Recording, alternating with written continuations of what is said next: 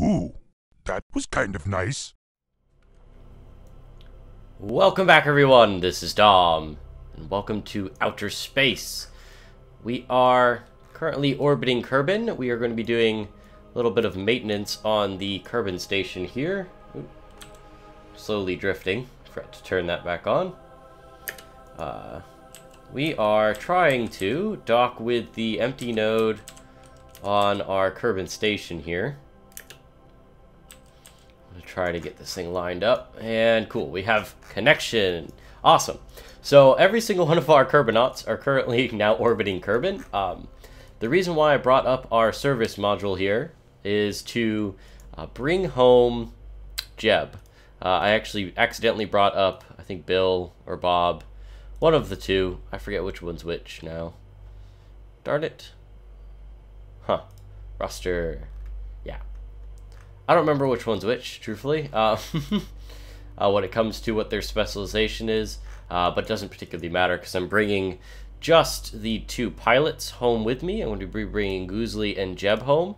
I'm going to be leaving Bob and Bill up in the station to do their servicing needs. So the reason why I want to bring them up and leave a couple of them there is, number one, so that we can eventually add on to this and do lots of science and space and such like that.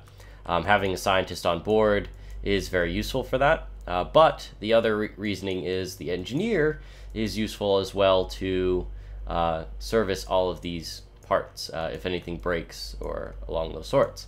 So let's go ahead and grab our pilots. So basically all we need is Jeb right now.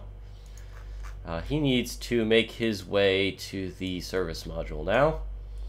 He's going to jump out, turn on his backpack. Hopefully we can see him. Okay. Go over, please. There we go. And then we got to bring him to the capture. Oops. Right into the habitation module there. Oh, well, there's a crew hatch there. That's interesting. And I could have positioned this a little bit better. Let's go ahead and board him on. He's been floating around in space for 25 days. And then what we need to do now is switch places. Switch places!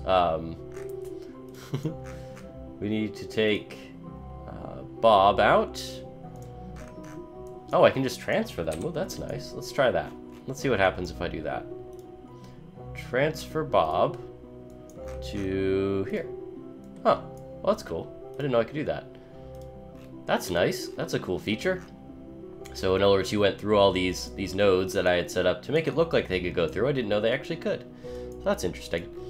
So now we don't have a pilot here. Now that's going to might cause issues in the future for holding a node straight or something along those lines. But we also do have the colony control center on here, and that should double as a what's the word I'm looking for? A probe. So it can use the flight computer as well. So we need to bring these guys back home. We need to bring, who are we bringing home? Jeb and Goosley for their future mission to Minmus. So I will see you guys at re-entry and on the ground. And here we go, passing by the Kerbin station there on our descent back to Kerbin. We just did a nice little retro burn and should land somewhere, it looks like in the ocean off the coast of this continent here. The bottom part we need to jettison now. That's actually one of our main goals. So this little service module here, that has the fuel in it and all of our monopropellant and such. We need to jettison that, and then the heat shield on the bottom of this guy will take the brunt. So we're going to close our docking shield here. I didn't show the launch for this guy purposefully. Okay, so let's go ahead and get rid of this bottom stage. There we go. And we should descend fairly routinely. Bye! That should burn up in the atmosphere, potentially. It's not very expensive. Most of the expense was actually put into the main lift stage that I think I recovered, if I remember correctly. Stage destroyed. No. Yes, I did, actually. Yes, I did. Something else was destroyed. Ah, something from Kiosat. I'll explain that in a little bit. Retriever 1 debris. So yeah, I recovered about 14 grand from that mission.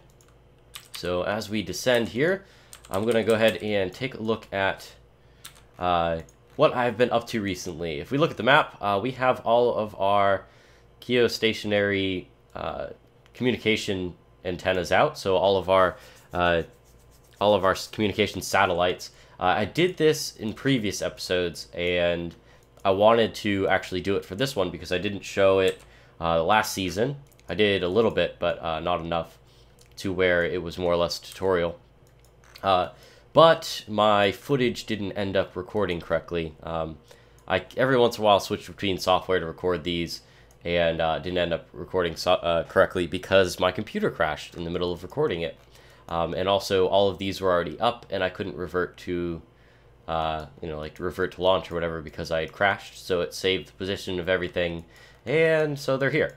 If you guys want a tutorial on that, I recommend you guys, not a tutorial, or see how I did it, look at the previous seasons of this series. So season 3, I have almost the exact same satellites up in orbit right now from season 3. And also I think season 2, I explained how to do it. Their links will be in the main channel page. If you go to my channel page, you can look at all of the previous seasons. So I'm just going to turn ourselves into the retrograde here. We're going to go ahead and descend. Whoa! Okay, I'm turning off SAS then, if you're going to be like that.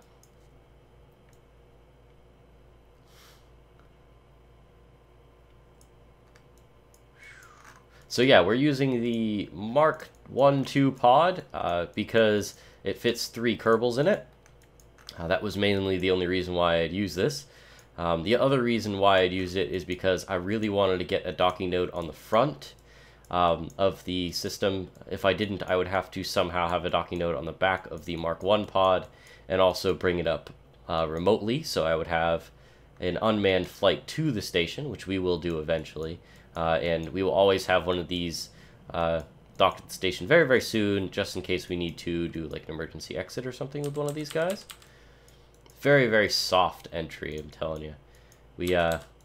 This heat shield can really take a lot of brunt of the force here. Looks like we're going to be splashing off the coast of this small continent here. So, after we splash down, I'm going to go ahead and show you guys what I have been doing in between episodes.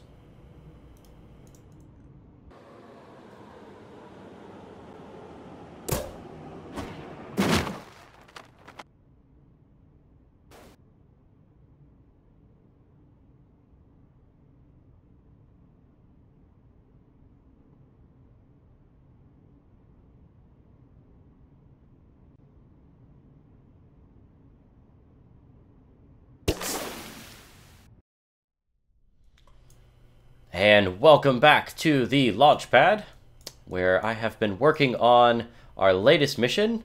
We have a nice moonrise and a sunrise over there, as we kind of allude to one of our previous missions.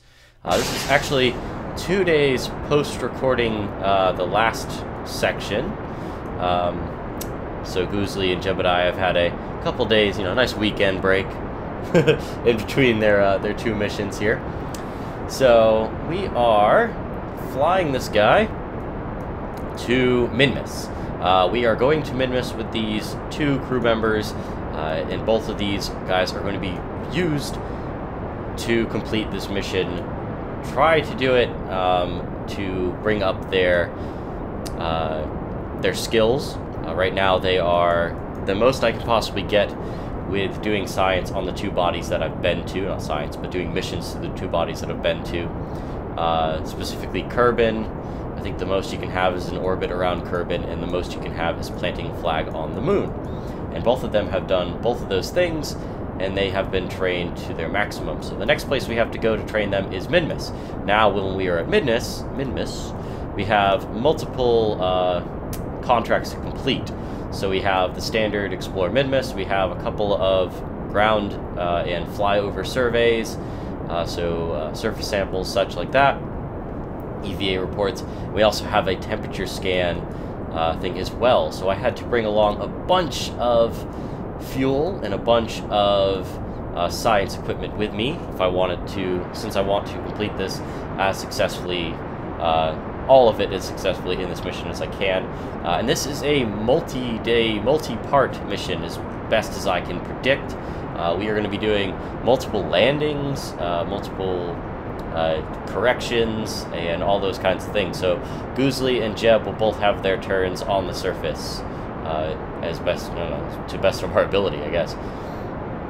So, what is the point of this big old fairing here? This is actually an interstage fairing. So we're doing this very, very similar to the Apollo missions. So we actually have a separate lander from our service module. Let's lose this stage. I should use smart parts to do that. That would have been smart. Ha! Get it. Anyways, I'm a dweeb. Let's go prograde. Yeah, so what is inside the fairing here? It is an interstage, so whenever we lose this fairing, we will be separated from this bottom stage here, and we have the lander inside of the fairing. We also have a bunch of fuel attached to the command pod, as well as basically all of our survivability resources. So there's solar panels, some communications, all of our food, drink, and oxygen are all packed into this guy right here. So we have 160 days worth of supplies for these two men, these two Kerbals. Let's jump out here, and hopefully we have enough time to add this maneuver in. If you guys look over at the Kerbal Engineer, you will see that I can plan my time to node burn, so it's really extremely useful to me, I think. Oops, there and there slightly.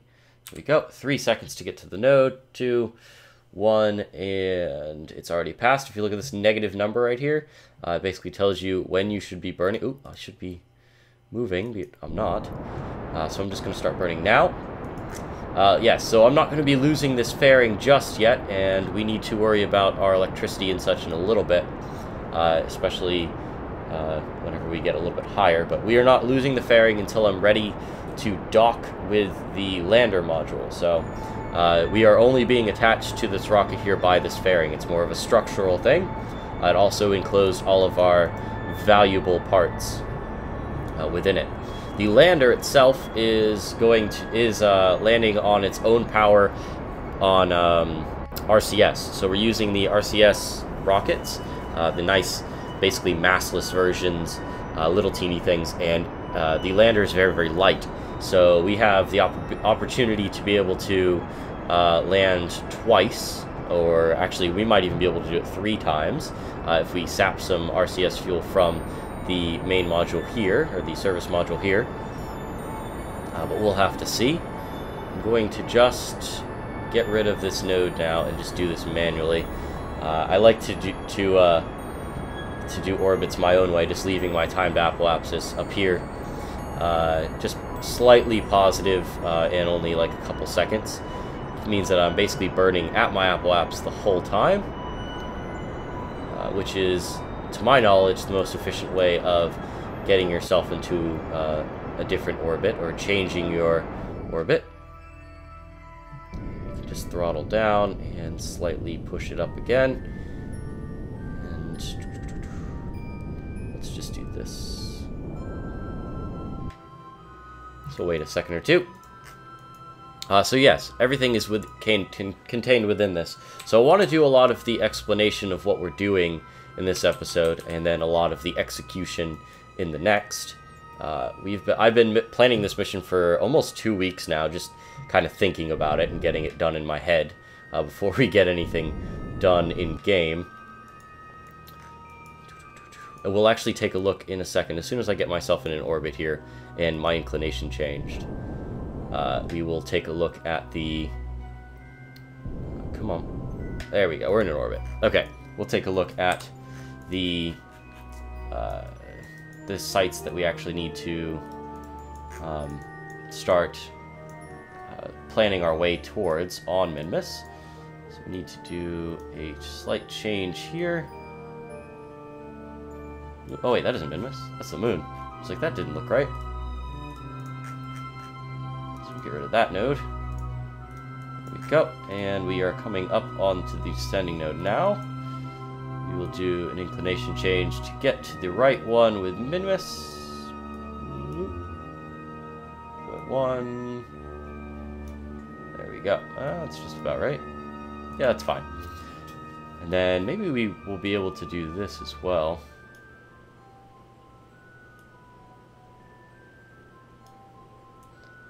If we can jump ourselves out to Minmus maybe at the same time. I don't know if that's the efficient way of doing it, but we can try. Oh, look at that. We got an intercept. Not bad. Not bad at all. We can do that burn. That's not a bad burn to do. Let's get ourselves oriented towards that. So, yes, we will take a look at all of the scans that I've done in between in a second. And then also we'll take a look at the nodes that we need to hit on the moon itself. So a couple scan sites, anything along those lines. I'm trying to edit this series as much and as little as possible. So I want to edit out some of the... I really want to cut out some of the boringer parts, so the node planning and stuff like that. But I also want to edit in, you know, some fun things as well. But also, I'd rather leave it unedited so that you guys see exactly how I do things. So I'm trying to get a nice happy balance. I actually flew around in the Kerbal station quite a while, getting myself basically set up to do some science and stuff like that. I wanted to see how well the electricity lasted and those kinds of things. So we need to upgrade some of the systems on that, but that'll be a future episode. They can last up there for almost an entire year. Okay, we're approaching our node. It wants us to start burning in 2 minutes 30 seconds. Obviously not real time, because we are accelerating, or time accelerating, or time dilating. What is the one that I'm looking for? I forget. Somebody will tell me in the comments. I know that for sure. I've had a couple people correct my grammar and the way I say things, which is actually a good thing, because I'm not entirely the best at doing this when it comes to knowing what I'm talking about. I do love the math and stuff behind things, but sometimes some of these words elude me.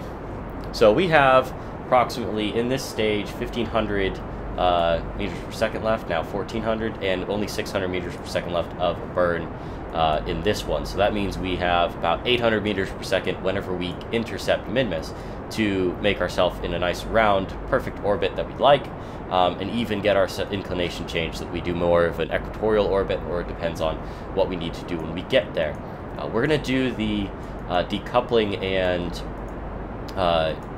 docking, or the harmony, in a minute, and as soon as we get this burn done and over with. And we're just about there. Oh, that should be good, actually. Minmus isn't too picky. It's very picky, but it's not too picky. Yeah, that's fine with me for right now. So yes, once we get ourselves stabilized, which I will cheat out by doing a little bit of a time warp, we're going to do this docking. So what we're going to do is open our our shield here. So this is our docking port. It's a shielded docking port. But what we really want to do is stop spinning, that's for sure. Stop spinning. Stop spinning. Thank you. We want to move Jeb to the lander pod. That's so that we have somebody in either location. So what we're going to do is decouple, and these will fly off and just be space junk forever. And as you can tell, we are now a separate vessel. So what we're going to do is turn on our RCS, kind of move forward slightly. Set this as our target. Set this. Actually, we can just control from there, from that surface. There we go. We will spin ourselves around. We'll turn ourselves into docking mode, which I like to do for this. There we go. I do not like to have RCS on for rotations because it tends to make you drift. And we'll orient ourselves just like that. Actually, no, we will not. We will orient ourselves as best as we can to be parallel with it, or at the same direction it's heading. And then we will turn our RCS back on, switch over, and then move ourselves towards that node best we can. There we go. Let's get this into the view here.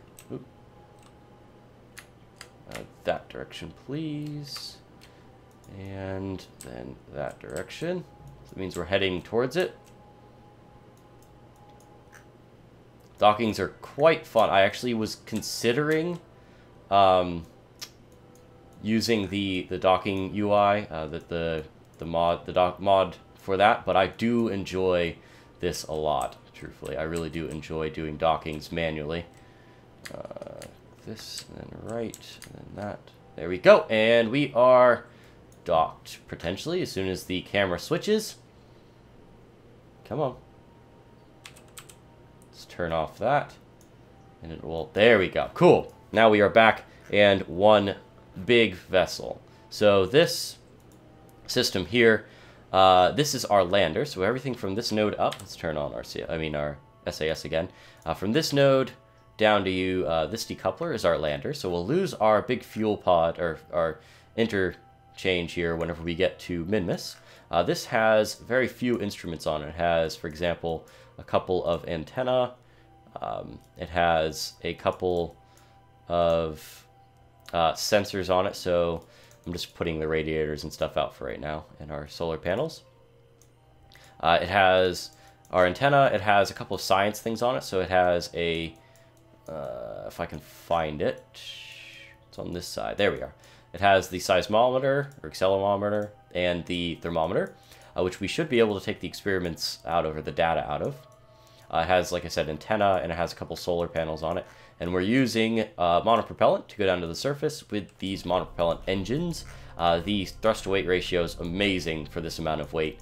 And little teeny lander legs that are built for really, really light applications, which this is. Extend this as well. But whenever we decouple and we leave this guy by himself, he's only got about a day's worth of food and stuff, or maybe 2 days worth of food and stuff. So there's really no way that we can keep him on the surface for a while. So Jeb can't be on the surface for a while, and then whenever we switch over and put Goosley on the surface, he can't be there for a while either. Okay. And that's going to be kind of the explanation for a while. We are currently drifting out of our intercept there. I think it had to do with the fact that I did a little bit of that RCS stuff and bumped our rocket around. We recovered our stages for our ascent. We got about 10 grand back for each of those. So that means that this mission is only costing me about 70,000 monies right now to do, and we are going to get a lot of money in return. That's going to be our biggest benefit here. So let's go ahead and set up all of our antennas before we end this episode. Whenever we get to Minmus next episode, I guess we will look at the map. Oh no, we'll do that this one. We'll look at the map before we leave. So shoot that one at Kerbin. Let's extend our antennas. Oops, where are they? There's a couple antenna. I have both of them on the same servo switch here, just so because there's no real need for them to be individuals. Okay. I always put these long antennas on a Infernal Robotics hinge, mostly because they stick out too far from any surface. So they need to be, if they need to be aerodynamically sound, they need to be flush with the body. So let's go ahead and take a look in the Minmus map and the actual Minmus, what we're aiming towards. Oops. Let's do that. So just target. No. I want to do. It's over here. That's why. There we go. So, whenever we get to Minmus, we'll be kind of flying quite close. It seems to be drifting around here and there. I'm actually going to speed up time just slightly. But here's our our goals. So these are the many goals that we need to complete. We need to do various temperature scans in a lot of locations. And we'll be able to do crew reports and stuff from those locations and surface samples, of course. And then we need to do a very clustered version like we did on the moon. And then just a flyby, I think, is that location. So these are temperature scans. Everything kind of looks like a dark blue thermometer. These are surface samples, things that look like little bags. And then the feet are an EVA report. So that's what we're trying to accomplish all with this. And also collect science from the surface and bringing it home will satisfy the standard contract that you get from these guys. Now, having an antenna on this is going to be extremely important getting back to Kerbin, so that when we're on the surface, we can cache in some of our EVA reports and our crew reports. We can get as much science that way as well. So that's the point of having this big old antenna and this one right here to communicate back to Kerbin from any point. So what we're going to try to do is ping a signal off of from this antenna to this one, and then this antenna will bring it back to Kerbin. Because of remote tech, we have to do it that way. So that's going to be it for now. The map that we took of Kerbin, of Minmus is right here. This is the altimetry map that our probe is currently flying around right now and scanning out for us. So whenever this feels like loading up, it goes really, really slow when I'm recording.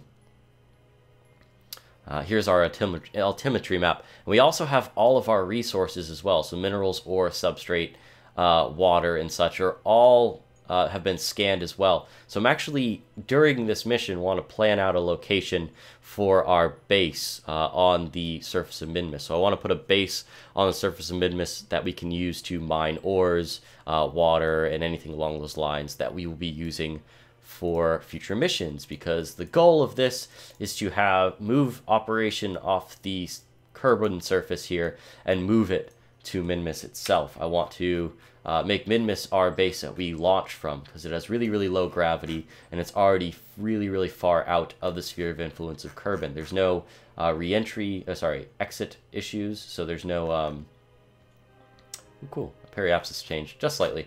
So there's no atmosphere to contend with. There's no terminal velocity when exiting its surface or anything along those lines. So we have much more efficient rocket lifts from the surface of Minmus. So if I can build a base here and produce all the parts and build rockets from the surface or even in orbit, it would be beneficial to us when exploring the rest of the system. So that's going to be it for today, guys. Thank you guys for watching. We will pick up with these guys in the next one. Bye-bye.